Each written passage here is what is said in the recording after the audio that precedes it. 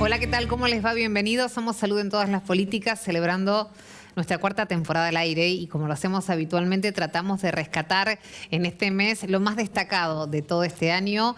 En el programa anterior, la semana pasada, nos abocamos por supuesto a hablar de lo que fue y lo que sigue siendo la pandemia, que todavía no terminó, pero hicimos foco especialmente en el sistema sanitario, en la telemedicina, en cómo funcionó la ciencia y la salud y cómo los sistemas, tanto público como privado en nuestro país, pudieron casi simultáneamente trabajar en equipo, sin mayor dificultad. Ha dejado un aprendizaje muy grande para todo el sistema de salud lo que ha sucedido. En este programa queremos abocarnos especialmente también a la salud, pero a la salud mental.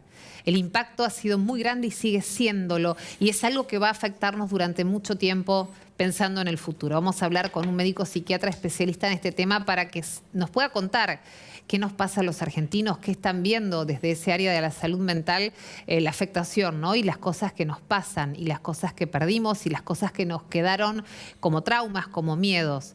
Y si podemos sacar algo positivo de crisis, como suele suceder en la mayoría de las ocasiones. Antes de entrar de lleno directamente al tema de salud y a otros testimonios que vamos a traerte nuevamente a nuestro programa, lo estoy saludando al doctor Gabriel Baragalo, Consulado B, y nuestro columnista ya clásico en la apertura del programa. ¿Cómo estás, Gaby? Bien, bien, muy bien, Milva. Mira, te escuchaba atentamente. Ay, sí, bueno, siempre nos escuchamos atentamente, sí, claro. La verdad. A mí también me gustan mucho tus columnas. El Nobel de los Beatles es el título de tu lado B. Sí, viste, la semana pasada hablamos de la salsa golf y el premio Nobel. Y hoy vamos a hablar del premio Nobel de los Beatles, que es un poco metafórico. Lo primero que te quiero contar cómo fue en la primera guardia que hice de practicante. A ver. Era el año 1980 y yo era la primera vez que como practicante iba a un hospital a atender enfermos. Upa. Y ese día era el 8 de diciembre de 1980. Y el día que entré a la guardia, un compañero me recibió y me dijeron: mataron a John Lennon. Claro, no te olvidas más. Entonces nunca me olvidé. Yo sufrí, mi primer muerto en una guardia fue John Lennon. Me angustia contarlo ahora, imagínate. Mi primer muerto en la historia mía como médico fue John Lennon. ¿Pero qué tiene que ver la ciencia con los Beatles? Tiene mucho que ver. Fíjate que en toda la trayectoria, desde la aparición de los Beatles, más de 100 especies de animales y vegetales llevan el apellido de alguno de los Beatles. Fíjate que el esqueleto más antiguo que se conoce, que fue descubierto en Etiopía en 1974, se llama Lucy. El famoso esqueleto Lucy lleva ese nombre porque los antropólogos, mientras estaban en el descubrimiento, escuchaban Lucy in the Sky with Diamond, que es la canción de los Beatles. Es fantástico. Los Beatles siempre estuvieron ligados mucho a la ciencia. Pero lo más llamativo de esto es la invención del tomógrafo. El tomógrafo se lo debemos a un ingeniero que se llama, lo voy a leer porque el apellido es muy difícil. Es muy difícil, dale. Godfrey Hounsfield. Era un ingeniero de la EMI, la Electric and Musical Industry. EMI es un sello discográfico, el sello discográfico de los Beatles. Y él tenía mucha intención de descubrir algún aparato que le permita ver detrás de las estructuras rígidas. Y no tenía financiamiento, hasta que la EMI ganó tanto, pero tanto dinero que pudo financiar la investigación, hizo que Hounsfield ganara el premio Nobel en 1979 por el descubrimiento y la invención, más que el descubrimiento, de la tomografía computada.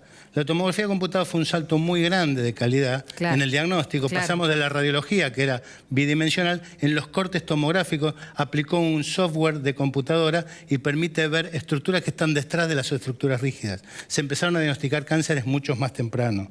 Y vos fíjate que la utilidad, como te decía, no solo de detectar cánceres, sino también de enfermedades muy pequeñas en lugares que antes no eran sensibles llegar, a la vista. De ninguna manera. Quizá probablemente gracias a los Beatles, quizá alguna persona pudo salvar su vida por haber hecho un diagnóstico precoz. Por eso yo lo llamé de esta manera al sueño que tuvo este ingeniero. El mismo sueño que tuve yo cuando entré a la guardia, el mismo sueño que tuviste vos cuando viniste de Santa Fe, seguramente, el mismo sueño que tenían los Beatles cuando empezaron allá en 1960, y yo creo que eso tenemos que rescatar también ya terminando este año, no abandonar nunca los sueños. Por eso te quiero dejar la frase, la más conocida de John Lennon, que dice: dirás que soy un soñador, pero no soy el único. Así que sigamos soñando por una vida mejor. Qué lindo mensaje, gracias Gaby. Hermoso mensaje, curiosa historia, siempre con el lado B, por eso se llama así su columna, saliendo de lo que es previsible y es habitual. Siempre es un placer escucharlo a Gabriel. Te decía que vamos a repasar algunos testimonios centrales de este año. Por ejemplo, Fernanda Boli y Adrián Bernstein, que se sumaron también para poder pensar juntos cómo puede ser, cómo es la vida a partir de la pandemia que vivimos. Seguramente cambiaron modos, formas, rutinas, formas de pensar, ¿no? Formas de hacer, formas de relacionarnos, ¿no? La pandemia nos permitió hacer procesos de reconexión nuevos, quiero decir, con nosotros mismos, con los otros, con nuestro trabajo.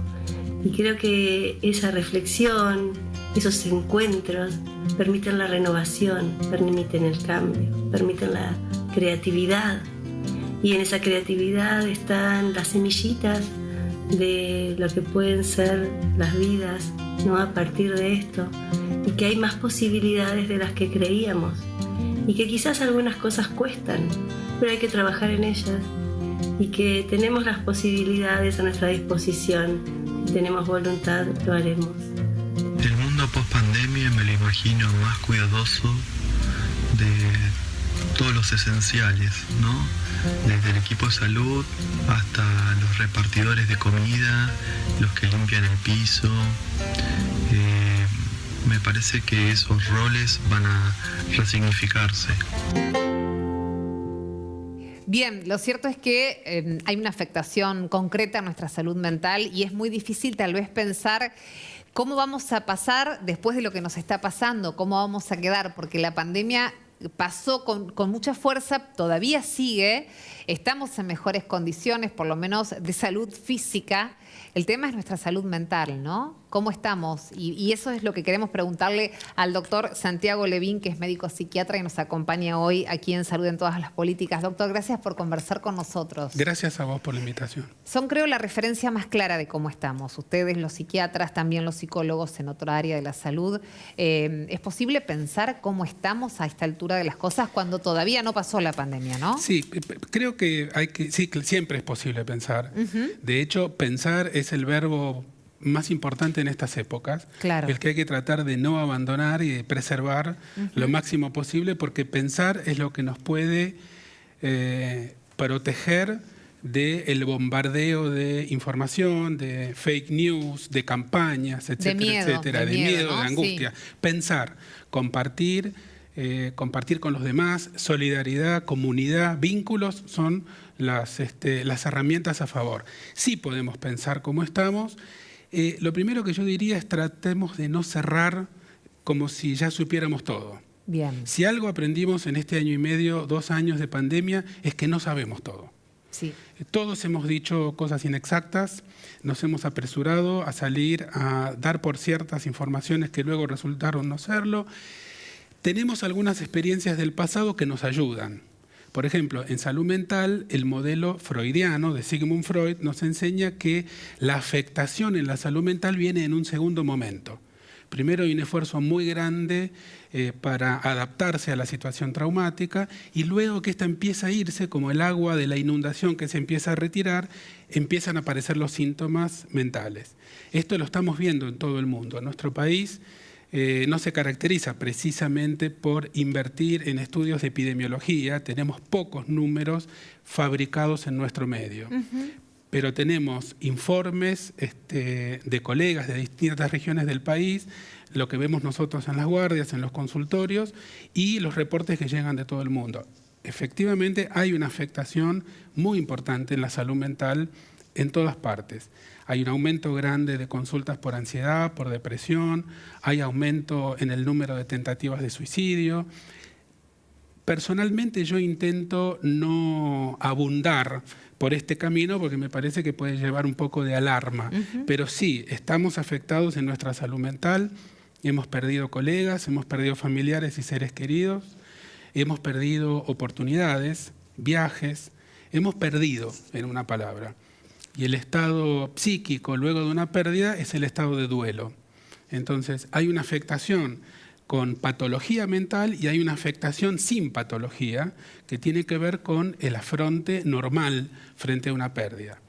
Otra cosa que hemos aprendido es a hacer todo lo posible por no patologizar las respuestas normales frente a una crisis de esta índole. A ver, doctor, ¿qué quiere decir eso? En un principio hubo una tentación a ponerle rótulo científico a la angustia, el insomnio, etcétera, etcétera, en el inicio de la cuarentena estricta. Muchos tuvimos que salir al ruedo a decir, un momento, estas respuestas son normales, son pertinentes. No se puede responder con alegría ante una mala noticia. Claro. Entonces, eso no es patología, eso es responder con salud. Claro, en realidad era casi una defensa, ¿no?, del organismo, por decirlo de alguna manera. Lo que pasa que, claro, lo que sucedió en esta pandemia es que nos pasó a todos juntos. Lamentablemente, todos se contagiaron, mucha gente murió, todo sucedía en cantidad. Digo, a veces me pregunto muchas veces cómo el personal de salud resistió tanta muerte junta. Los médicos se forman para curar y salvar vidas y prevenir antes que todo. ¿Cómo tiene que haber sido para ellos, y tal vez usted también nos lo pueda explicar, soportar tanta muerte por día junta por la misma causa? Ha sido durísimo y sigue siendo durísimo, y esto es con consecuencias serias en el personal de salud. Hubo renuncias, hubo abandonos de guardia, hubo mucho sufrimiento agudo, angustias. El personal de las unidades de cuidados intensivos está entrenado para lidiar con la muerte y para comunicar la muerte 3, 4 veces por día, no 8 o 15 veces por día. Sí, o más. Hubo casos que eran Hubo que entrenar rápidamente a colegas que no estaban especializados en terapia intensiva para manejar camas y respiradores. Hay mucho para escribir. Milva, sobre esta pandemia vamos a hablar décadas. Sí, ¿no? Décadas. Se van a hacer tesis de doctorado, estudios científicos, películas, ficciones, series de canales de cable. Esto recién empieza. Esta es la primera pandemia de la era digital. Nunca hubo una pandemia transmitida 24/7. Entonces, el aspecto comunicacional, subjetivo, cultural, ha sido y sigue siendo tan importante como el biológico, es decir, el virus en sí mismo, las vías de transmisión, la enfermedad que produce, etcétera. Sí, realmente lo que nos está diciendo es mucha información que estamos procesando, pero muy, muy importante lo que nos está marcando. Esto todavía no empezó, tenemos mucho tiempo. Entre los entrevistados que tuvimos este año en nuestro ciclo de salud en todas las políticas, hablamos con personas que especialmente se ocuparon de los más chicos, de los adolescentes, del impacto que tuvieron. Vamos a conversar, por supuesto, con el doctor Levin de esto, pero recordemos lo que nos decía Verónica Maggio y Fernando Zingman acerca del impacto en este sector de la sociedad. En mi labor fonobiológica, en el trabajo cotidiano que realizo con chicos con dificultades de comunicación y de lenguaje, veo ahora en esta post-pandemia la aparición cada vez más seguida de nenes con dificultades comunicativas, producto probablemente del aislamiento, producto probablemente de no haber contado entonces con la estimulación habitual, con la posibilidad de ir a parques, al colegio, de no contar con toda la estimulación necesaria para desarrollar el lenguaje. Y también me imagino en esta etapa de pospandemia con la posibilidad de ayudar a esos chicos con dificultades de comunicación, empoderando a los papás, ¿sí? Enseñándoles cosas a los papás, estrategias de comunicación y de estimulación del lenguaje como para ayudar en estas demoras. En términos de salud mental para niños, niñas y adolescentes, los efectos del COVID podrían prolongarse durante muchos años. A lo largo del año pandémico tuvimos distintos estudios que nos mostraron el impacto fuerte en la salud mental en niños, niñas y adolescentes, sobre todo en adolescentes. Hay una encuesta internacional hecha por UNICEF y Gallup en niños y adultos de 21 países y nos dice que 1 de cada 5 jóvenes dijo que a menudo se siente deprimido o tiene poco interés en realizar algún tipo de actividad. También nosotros en las encuestas rápidas que UNICEF vino realizando durante la pandemia, un tercio de los y las adolescentes manifestó sentirse angustiado y un 25% dijo estar asustado frente a la incertidumbre que genera el COVID.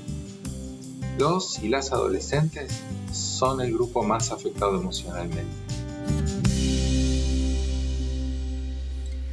Es cierto, ¿no? Uno piensa en los adolescentes que es la edad del despegue, ¿no? Cuando se van de casa, por decirlo de alguna manera, cuando empiezan a abrir su propio camino y tuvieron que pasarla encerrados. Y también pensaba en los chicos, doctor, soy autorreferencial, tengo un hijo de 9 años, me cuesta olvidarme la cara de él la primera vez que salimos a dar una vuelta 500 metros a la redonda, ¿se acuerda? Porque hemos pasado cosas que uno después dice, ¿cómo fue que estuvimos ahí? Sí, estuvimos ahí, hubo un momento en que se podía dar una vuelta a manzana una vez por semana, menos de una hora. La cara de terror que tenía, de decir qué pasó con el mundo. Y el enojo cuando volvió al colegio, vino diciendo, mami, esa no es la escuela que yo dejé, no está más la escuela. Es muy impactante. Hemos atravesado una experiencia realmente fantasmagórica de ciudades que parecían ciudades zombies. Sí. Eso por no mencionar la gente que está en situación de calle o viviendo en barrios carenciados. Solemos hacer una comunicación muy clase mediera de la pandemia. Es cierto. También existe otra realidad que merece un momento, una pausa para pensarlo. Los chicos, yo quiero contar una anécdota también. En ciencia diríamos n igual a 1, no podemos generalizar, es uno solo. Pero esto es una niña de 7, 8 años que ve una escena en la que alguien le toma la foto a su pareja. Esta chica se saca el barbijo en el momento, en la plaza que venía caminando la nena. Yo lo vi a 3 metros. La nena mira y dice, uy, se le vio todo. Como si en vez del barbijo se hubiera sacado la ropa interior. Claro, quedó en el medio del público. ¿Qué significa esto? Que para un chiquito o una chiquita que todavía no salió a la cultura, a la exogamia, lo que queda tapado culturalmente corre el riesgo de convertirse en un tabú. Entonces hay un montón de nenitos y nenitas chicos que han aprendido que la mitad inferior de la cara tiene que venir tapada. Esto es por mencionar solamente un detalle secundario, cultural, de lo que puede significar como impacto en el proceso de socialización. Sí, claro. El peor de todos los mensajes en la pandemia, que muchos intentamos contrapesar, lo peor de todos los mensajes es el miedo del otro. Cuidado con el otro, cruzate de vereda. El otro era peligroso. El otro era peligroso, lo cual rompe el fundamento de la existencia social, que es el vínculo solidario. Por eso, y ese vínculo solidario no solamente se va aprendiendo en la primera infancia, sino también en la adolescencia. El adolescente necesita del grupo. Necesita del grupo para diferenciarse de los adultos. Por eso el adolescente se pone contrario a los adultos, negacionista, enojado, etcétera, etcétera, y siempre se refiere a su grupo. Existen las redes sociales, existe la virtualidad, que no existía antes, no hubo esto en pandemias anteriores, pero no alcanza de ninguna manera a compensar la pérdida del vínculo real en cuerpo presente que muchos chicos y chicas necesitaron y de los que se quejan. Lo que tu hijo decía es estrictamente cierto. Ya no era la misma escuela. Era una escuela con barbijos, con alcohol en gel, con las ventanas abiertas en invierno y seguramente con algunas miradas de temor. Sí, no podían jugar. No podían jugar en los recreos. Había que sentarse en el piso, descansar un ratito y no jugar. Para los chicos el recreo en la escuela es un momento hermosísimo, lo habían perdido, ¿no? Y un paréntesis, es un tema que da para hablar muchísimo, doctor, pero usted recién dijo una visión medio clasista tenemos de la pandemia. Recuerdo cuando se nos pedía que nos encerrásemos en nuestra casa, en los barrios más vulnerables, donde las familias están hacinadas, hubo que repensar ese encierro. Y entender que tal vez la cuarentena se hacía por barrio y que era mejor estar un poco al aire libre y en la vereda, porque adentro de casa nos íbamos a contagiar todo. Digo, llevó hasta políticas públicas a cambiar el enfoque. Absolutamente. No era lo mismo la cuarentena, digamos, el confinamiento en una casa confortable, en un espacio para todos, que en los lugares más pobres. Absolutamente de acuerdo con eso. En nuestra región del mundo, de toda América Latina, no es la más inequitativa, pero sí la más desigual. Sí. No es la más pobre, pero sí la más inequitativa. Esa es la formulación correcta. Bien. Hay regiones más pobres con sociedades más homogéneas. En nuestra parte del mundo, la distancia entre el que tiene mucho y el que no tiene nada es enorme. Entonces, nuestro país y su enorme territorio tuvo ejemplos de todos los colores y de todos los tipos. Hubo gente que tuvo cuarentenas en departamentos con aire acondicionado, con el sueldo depositado a principios de mes y con la heladera llena, y otra gente que tuvo cuarentenas de otros tipos. Sin dudas. Y de eso hablemos de las vulnerabilidades. Alejandra Menis y Marcela Castro nos hacen reflexionar sobre esta cuestión. La vida después de la pandemia me la imagino con un tejido social que ha quedado fuertemente disgregado y con una situación de profundización en la vulneración de derechos que ya preexistía y con equipos que acompañan y profesionales que acompañan un poco cansados. Pero bueno, como aprendizaje, y esta es la parte más positiva que nos ha dejado toda esta experiencia, me parece que nos ha quedado la clara necesidad de trabajar en red, en redes intersectoriales, interinstitucionales, interdisciplinarios, y con la importancia de que esas redes no sean solamente de los equipos y los profesionales que acompañamos, sino también como derechos de quienes estamos acompañando.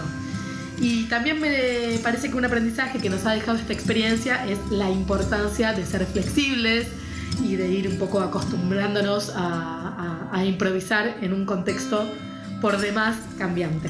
Si me focalizo en el acompañamiento que OSDE brinda a las colaboradoras que están viviendo situaciones de violencia de género a través de su protocolo, me imagino un rol cada vez más activo, mucho compromiso, generando cada vez más cercanía con aquellas mujeres que estén viviendo estas situaciones, porque sabemos que esto afecta su salud, su bienestar, su vida toda.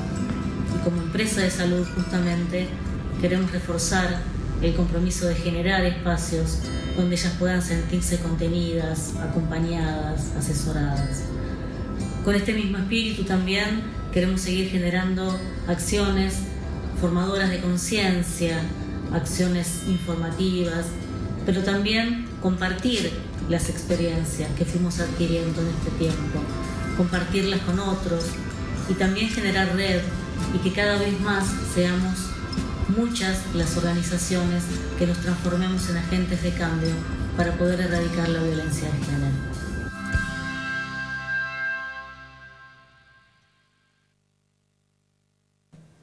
Minutos finales para reflexionar acerca de esto. Lo incorporamos nuevamente al doctor Barbagallo también a esta conversación. Doctor Levy, ¿qué tenemos que pensar? ¿Qué tenemos que preguntarnos de aquí en adelante? ¿Para qué tenemos que prepararnos? Ya nos advirtió que esto recién empieza. Yo creo que esta es una oportunidad. A ver, la pandemia, no voy a decir ninguna cosa muy original, pero creo que hay que repetirla. La pandemia nos mostró de una manera muy descarnada el mundo en el que vivimos. Es un mundo insuficiente. No es un mundo solidario, justo, donde todos y todas tengan una oportunidad. Y no existe salud, no existe proyecto de salud y dentro de él proyecto de salud mental en un mundo que no tiene un planteo democrático y solidario para todos. Entonces, creo que esto que hemos aprendido a ver con mucho dolor, de todo lo que funciona mal, desde la ecología, desde los vínculos, desde la geopolítica y también la micropolítica, la violencia de género que hablaba recién la colega hace pocos segundos. Me parece que todo esto tenemos que aprovechar para no olvidarlo, para no caer en la tentación de olvidar rápido, pasar al verano y a festejar que ya pasó, tenerlo en cuenta y volvernos a preguntar cuáles son los valores que queremos sostener y desarrollar. Entre ellos, ¿qué lugar ocupa la salud en nuestro proyecto como sociedad? Bien, Gabriel. Vos sabés que me acordaba de una frase de Rodolfo Rani, el actor, que él de chico es italiano y vivió en la guerra de chico. Y dijo, mucho peor que vivir una infancia en la guerra es vivir una vida de posguerra. Claro. Entonces me parece que, siguiendo lo que decía nuestro colega, hay que estar preparado para el síndrome postraumático, que nos va a dejar, como vos bien dijiste antes, y ser lo más resiliente posible para enfrentar ese momento, porque todavía falta mucho. Doctor Levy, muchas gracias. Gabriel, como siempre, muchas gracias. Gracias por acompañarnos. Somos Salud en todas las políticas, convencidos de que nadie se salva solo, que de esta salimos en conjunto. El otro no es el peligro, el otro es al que tenemos que cuidar y viceversa. Gracias por acompañarnos. Somos Salud en todas las políticas.